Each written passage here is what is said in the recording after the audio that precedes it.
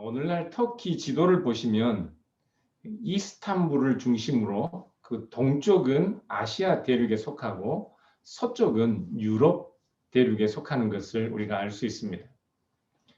아시아 대륙에 속하는 남서부 지역을 옛날에도 아시아 또는 소아시아라고 불렀는데요. 요한계시록이 기록되던 그 당시에 로마의 지배 아래에 있었습니다. 그런데 이곳은 1세기 말부터 채 100년이 지나기 전에 이미 기독교가 아주 번창하였습니다. 2세기 초에 로마 황제에게 보낸 어느 관리의 편지를 보면 이 지역이 교회들 때문에 그들이 지금까지 섬겨왔던 이교 신들, 이방 신들의 신전들이 문을 닫아야 할 정도라고 그렇게 불평하는 기록이 있습니다.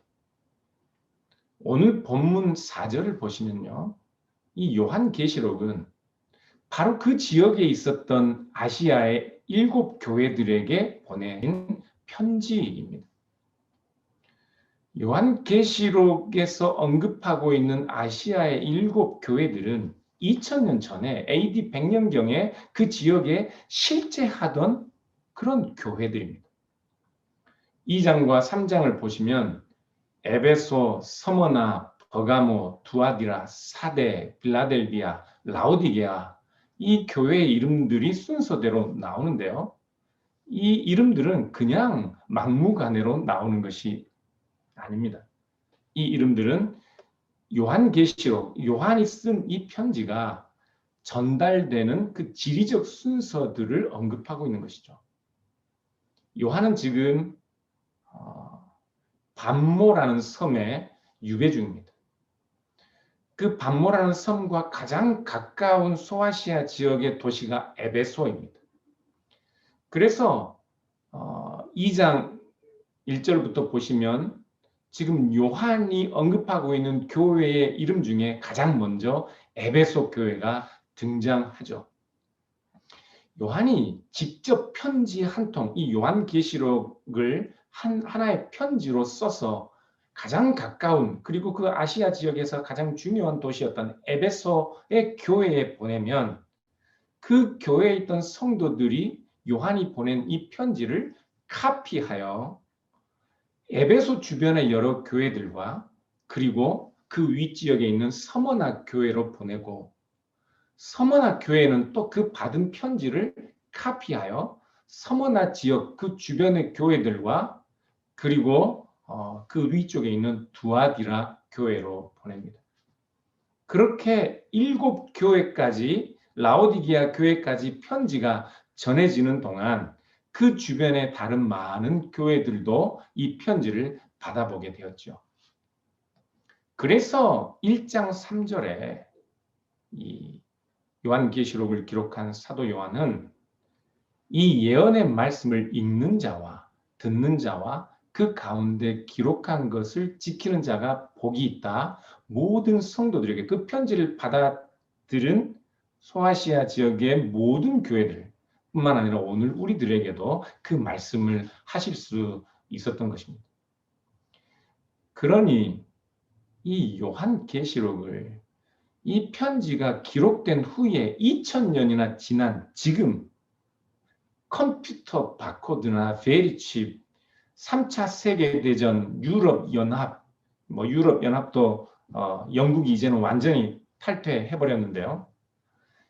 이 요한계시록을 그런 세상 종말에 일어날 그런 종류의 일들, 세상 마지막 날에 일어날 대재앙에 관한 예언으로 만일에 읽는다면 그런 사건들을 예언하고 있는 책이라면 실제로 2000년 전에 이 편지를 받아야 했던 역사적으로 실제 했던 그 교회들에게 이 요한계시록은 아무 쓸모없는 책이 되었을 것입니다.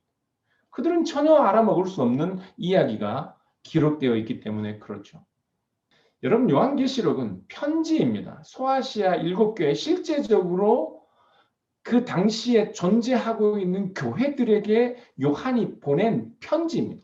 편지는 그 편지를 기록한 구체적인 이유와 그 내용이 분명해야 하죠.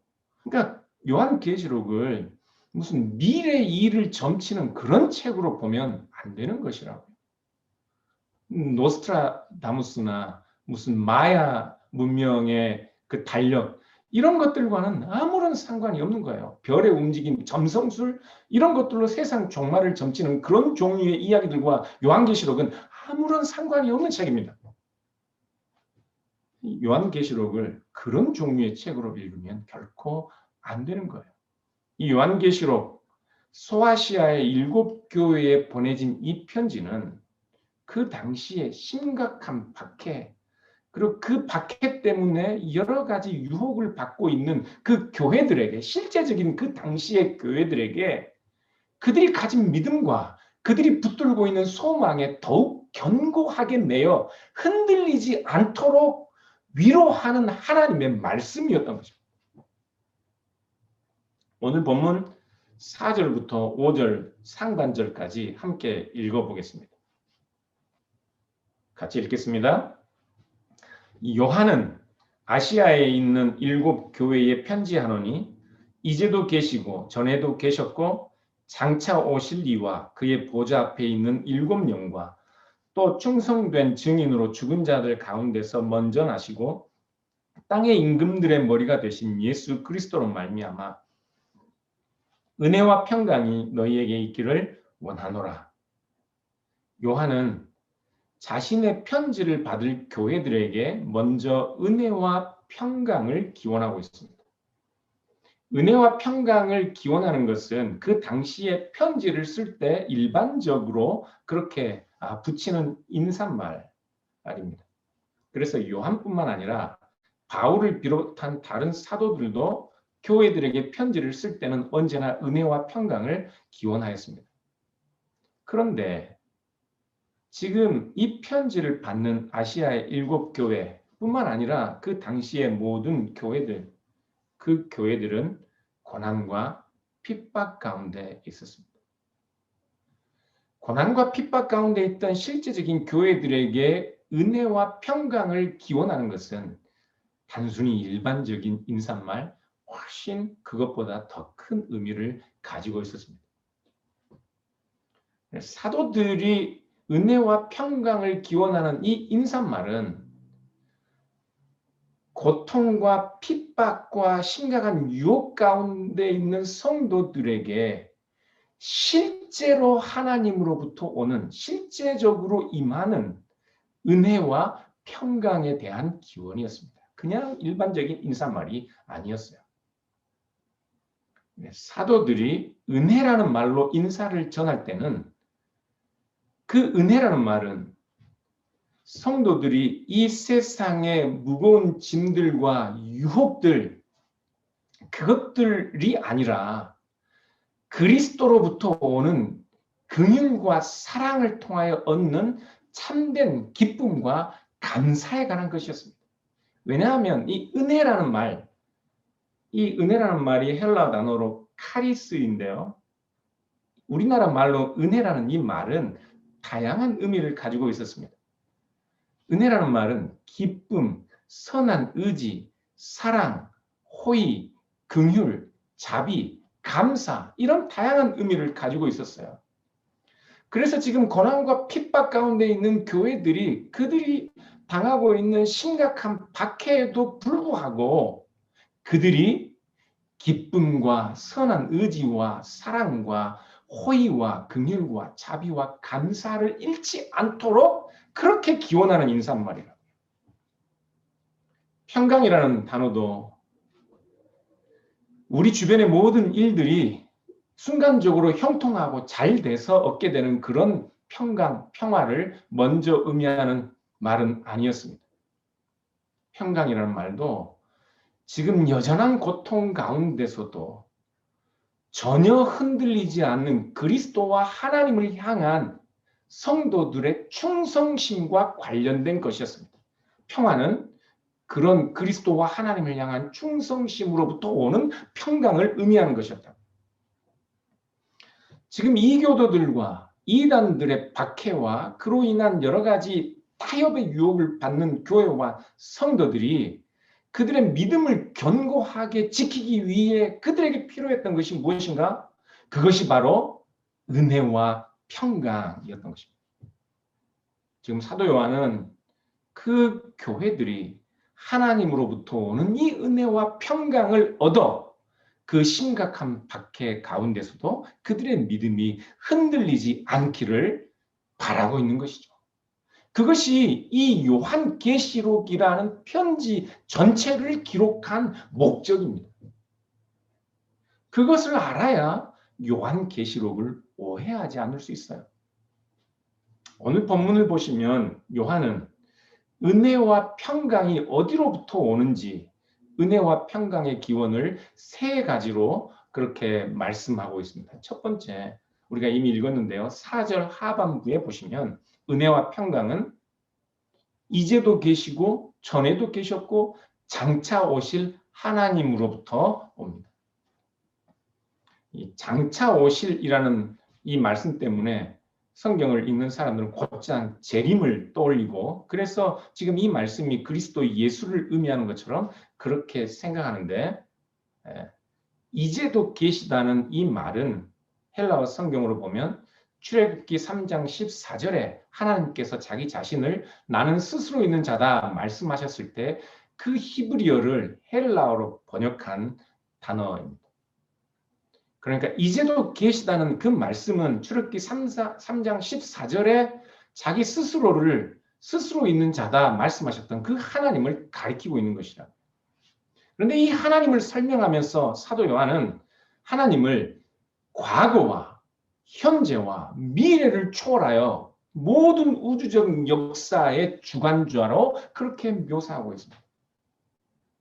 이렇게 하나님을 과거와 현재와 미래 모든 역사를 주관하시는 하나님으로 묘사하는 이유가 무엇일까요? 그것은 지금 교회가 당하고 있는 고난과 박해와 유혹 때문입니다. 지금 요한은 지금 교회가 심각한 박해와 유혹과 시험 아래 있다 할지라도 그들이 여전히 과거나 현재나 미래 모든 역사를 주관적으로 다스리시는 하나님의 통치 아래 있다는 사실을 말씀하고 있는 것이다. 이 말씀은 지금 하나님께서 우리가 이렇게 힘든 상황 가운데 있어도 여전히 하나님께서 다스리시니까 이 하나님께서 곧 우리의 모든 문제를 해결해 주실 것이라 이런 종류의 말은 아닙니다.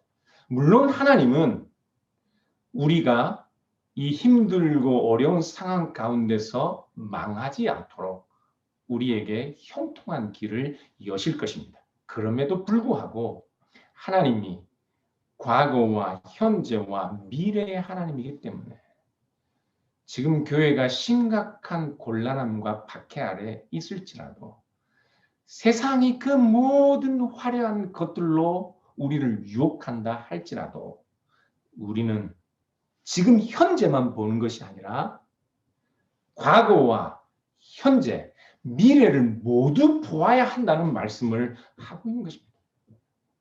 지금 이 현재는 과거를 통해서 배우고 미래를 향한 소망 가운데 지금 우리가 살고 있는 이 현재의 모든 어려움들, 박해와 유혹을 견디고 이기는 것이라.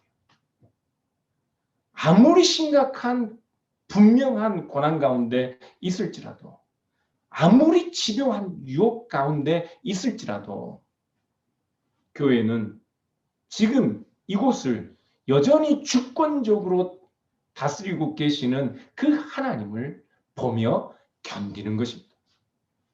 그렇게 견디는 거예요.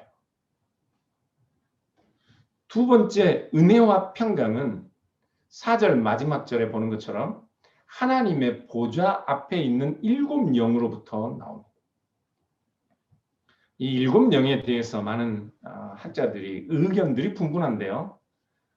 이 중국의 지방교회, 우리 한국에도 이런 지방교회가 있고 뭐 미국에도 여전히 있습니다만은 위트니스 리, 워치만 이런 사람은 유명한 사람들.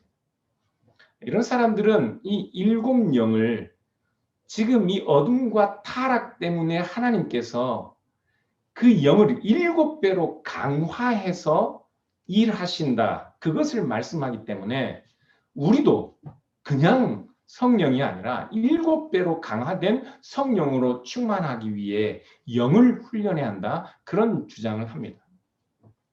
뭐 그냥 아무 생각 없이 읽으면 우리 자신들의 영적 훈련을 강조하는 것처럼 좋은 말처럼 보일 수 있지만 일곱 영이 그런 말을 의미하는 것은 아닙니다. 성령이 만일 일곱 영으로 강화된 영이라면 일곱 영으로 강화되기 전에는 성령께서는 우리로 하여금 이 세상을 이길 힘을 못 주시나요? 그런 말이 아닌 거예요. 그러니까 가장 의미 있는 해석은 두 가지인데요. 첫 번째는 이 일곱 영이 하나님의 성령, 그냥 하나님의 성령을 의미한다고 보고, 또 다른 해석들은 요한계시록에서 이 영이라는 단어가 하나님을 수종두는 천사들로 그렇게 나오는 경우들이 있어서 이 일곱 영도 하나님의 천사들, 하나님의 보좌 앞에서 수종두는 천사들로 그렇게 해석하는 학자들이 있습니다. 저는 제 해석도 상당히 권위가 있는 해석인데요. 저는 이 편지를 받은 소아시아 7교회, 지금 사도 요한 당시의 독자들은 제가 방금 말씀드린 두 가지 해석을 조합해서 이해할 수 있었다고 생각합니다. 구약 성경을 보면 하나님은 성령을 땅끝까지 보내어 그의 백성들을 치유하고 고치시는 일을 하십니다. 그래서 하나님의 일을 땅끝까지 가서 그것을 성취하고 그 하나님의 일을 수종드는 천사들처럼 성령이 묘사될 수 있어요. 오늘 본문에 나오는 하나님 보좌 앞에 있는 일곱 영, 이 일곱 영이 요한계시록 4장 5절을 보시면 보좌 앞에 켠 등불 7으로 그렇게 묘사되고 있습니다. 그러니까 1장 12절을 보시면요. 하나님 보좌 앞에 있는 7 금촛대, 그것이 아시아의 7 교회를 상징하는 것을 알 수 있습니다. 그러니까 보좌 앞에 켠 등불 7은 교회를 상징하는 7 금촛대를 밝히는 불들과 같습니다. 보좌 앞에 7 영, 그리고 7 등불은 다름 아니라 아시아의 7 교회 뿐만 아니라 교회, 세상의 모든 교회들로 하여금 이 어두운 세상을 밝히는 환한 불로 그 교회들이 나타나도록, 이 세상을 밝히는 환한 불의 사역을 감당하도록 그들에게 힘을 공급하는 성령을 상징하는 것이죠. 5장 6절을 보시면 이 7 영이 어린 양에게 있는 7 눈으로 묘사되기도 합니다. 그러면서 이 7 눈을 하나님이 온 땅에 보내신 하나님의 7 영이라고 말씀하고 있는데요. 어린 양에게 속한 이 7 눈, 하나님이 온 땅에 보낸 이 7 영도 그리스도의 일, 그리스도의 사역을, 그리스도를 증거하는 그 일을 천상적인 능력으로 완성하게 하시는 성령의 사역을 강조하는 표현이라고. 그런데 이 성령이 하시는 일은 마치 하나님이 천사들을 땅끝까지 보내셔서 그 천사들을 통해 하나님의 일을 성취하게 하시는 것처럼 그렇게 묘사할 수 있어서 마치 땅끝까지 보내어진 천사들이 하나님의 일을 수종들고 그 일을 완성하는 것처럼 하나님께서 성령을 통하여 그 능력과 권위로 하나님의 일들을 완성하시는 성령의 사역, 성령을 7 영으로 표현하고 있는 것이죠. 그렇다면 고난과 박해 가운데 있는 이 교회들에게 절실하게 필요한 은혜와 평강은 다름 아니라 하나님이 그의 일에 온전히 수종드는 천사들을 땅끝까지 보내는 것처럼 그렇게 땅끝까지 모든 교회들, 모든 성도들에게 직접 보내신 그 성령을 통하여 우리에게 주어지는 것이라는 말씀입니다. 시간을 초월한 과거와 현재와 미래, 그 시간을 초월한 하나님의 우주적 통치는 지금 박해와 심각한 유혹 가운데 있는 교회와 성도들을 그냥 그대로 내버려 두시는 것이 아니라 마치 천사들을 모든 사람들에게 보내고 모든 교회들에게 보내고 모든 땅끝까지 보내시는 것처럼 그렇게 성령을 보내셔서 우리를 향한 하나님의 뜻이 이루어지게 하심으로써 그렇게 교회와 성도가 은혜와 평강을 누리도록 하신 것이죠. 지금 사도 요한이 우리에게 은혜와 평강을 기원하면서 하나님의 보좌 앞에 있는 7영을 언급하는 이유, 그것이 무엇일까요? 그것은 우리를 도우시는 땅끝까지 보냄을 받은 성령을 의지하고 견디라는 말입니다. 교회들로 하여금 지금 그들이 당하는 핍박과 유혹을 견디고 교회의 사역을 감당하도록 하나님이 보내신 그 성령을 의지하고 견디라는 말입니다. 거기에 은혜와 평강이 있다는 말입니다.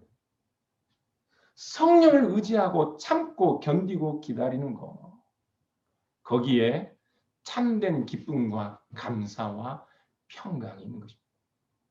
세 번째, 은혜와 평강은 충성된 증인으로 죽은 자들 가운데서 먼저 나시고 땅의 임금들의 머리가 되신 예수 그리스도로 말미암아 주어집니다.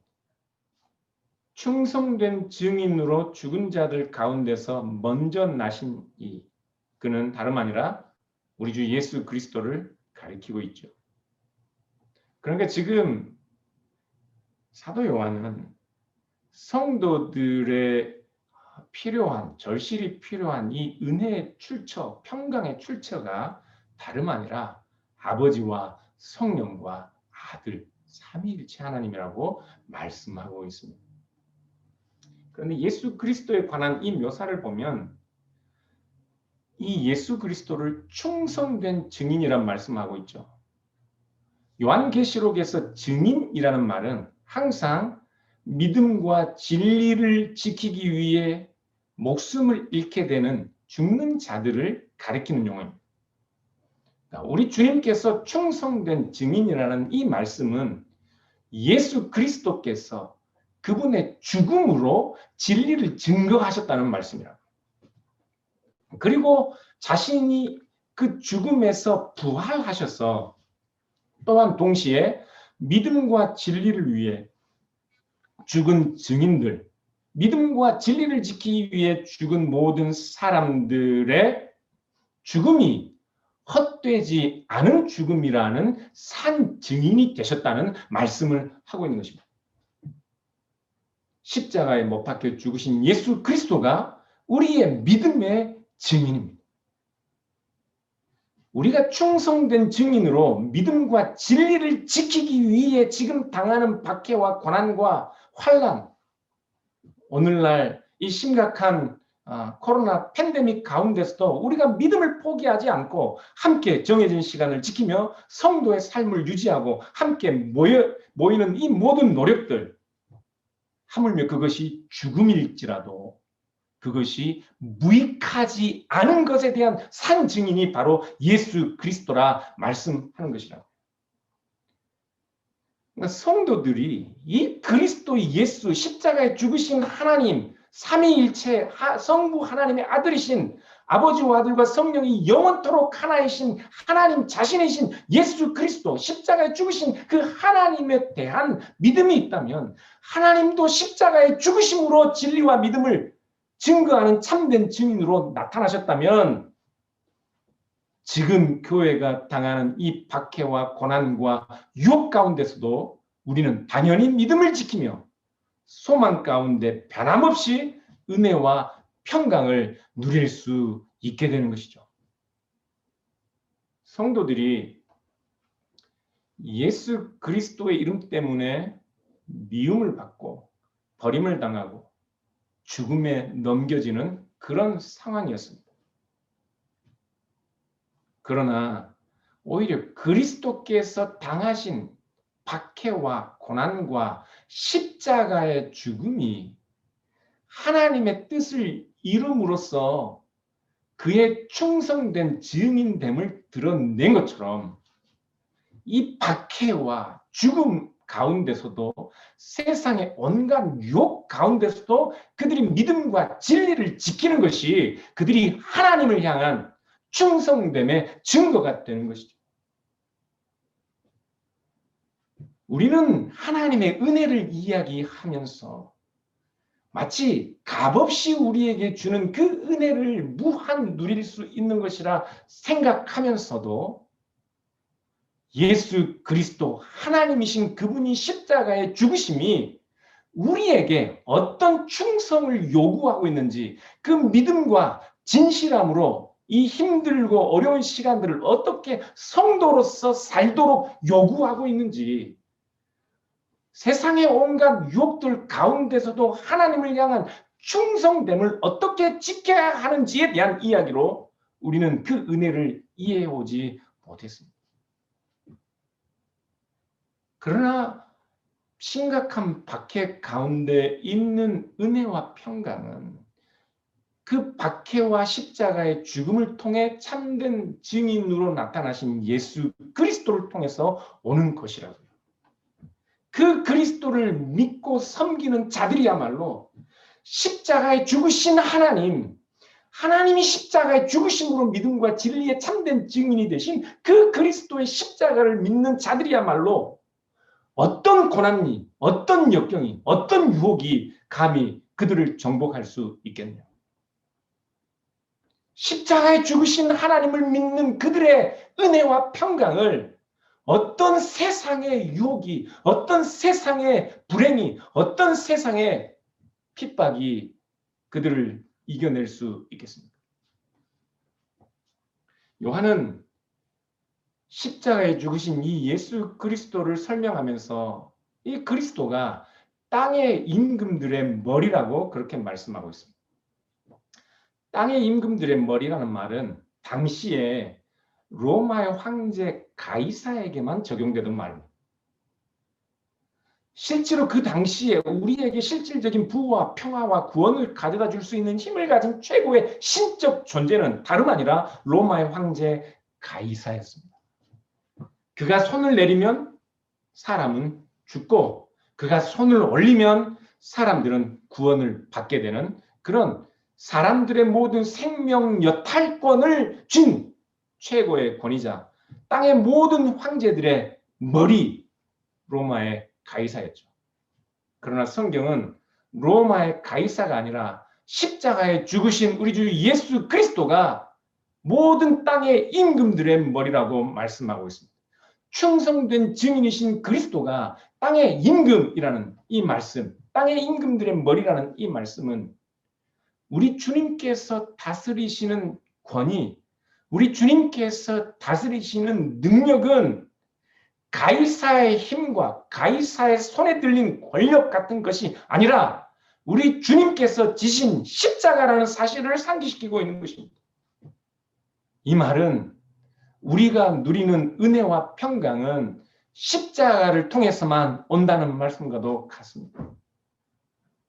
우리가 누리게 될 은혜와 평강이라는 것은 우리의 외적 조건들이 변화되는 그것들을 통해서 오는 것이 아닙니다.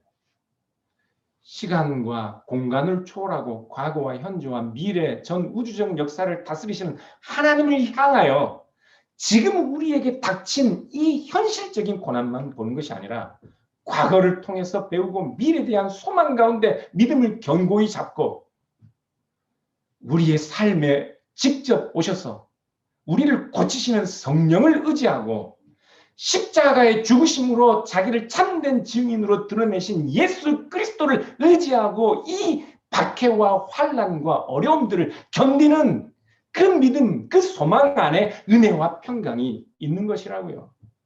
그 은혜와 평강을 우리에게 설명하기 위해 요한은 이 긴 요한계시록을 우리에게 편지글로 남겨둔 것입니다. 이 은혜와 평강을 누리고 받은 자들, 이 참된 은혜와 평강이 어디에서 오는지를 아는 자들, 그들이 마땅히 부를 수 있는 찬송, 송영이 5절부터 6절에 나오는데 우리가 못다 읽은 5절 하반절부터 6절까지 같이 읽어보겠습니다. 우리를 사랑하사 그의 피로 우리 죄에서 우리를 해방하시고 그의 아버지 하나님을 위하여 우리를 나라와 제사장으로 삼으신 그에게 영광과 능력이 세세토록 있기를 원하노라. 아멘. 예수 그리스도는 우리를 사랑하사 그의 피로 우리를 죄에서 해방하셨습니다. 여러분, 우리의 곤란함, 우리가 당하는 불행, 우리가 당하는 재난, 우리가 당하는 아픔, 슬픔, 외로움, 버림받은 것 같은 이 처참한 초대교회 성도들뿐만 아니라 우리의 심각한 상황일지라도 우리만의 것이 아닙니다. 예수 그리스도는 우리를 사랑하셨어. 그의 피로 우리를 위하여 십자가를 지시고 그의 피로 우리를 죄에서 해방하셨습니다. 그 그리스도께서 우리를 그의 아버지 하나님의 나라와 제사장으로 삼으셨습니다. 이 말이 무슨 말인가요? 우리를 하나님 아버지의 나라와 제사장으로 삼으셨다. 이 나라라는 말은 다스림을 의미합니다. 그러니까 나라와 제사장으로 삼으셨다는 말은 우리를 왕과 제사장으로 삼으셨다는 말입니다. 다시 우리를 제사장적인 왕으로 삼으셨다는 말입니다. 이 말씀은 초대교회 성도들이 지금 박해와 심각한 유혹으로 견디고 살아야 했던 그 자리에서 오히려 성도들은 세상을 하나님의 거룩한 통치에 수종드는 제사장으로 살도록 이 박해 때문에 유혹 때문에 세상에 지는 자들이 아니라 오히려 세상을 왕처럼 다스리는 자들로 제사장의 거룩함을 입고 이 세상을 다스리는 자들로 삼으셨다는 말씀이라고. 비록 지금 그들이 박해 가운데 있고 핍박 가운데 있고 유혹 가운데 있을지라도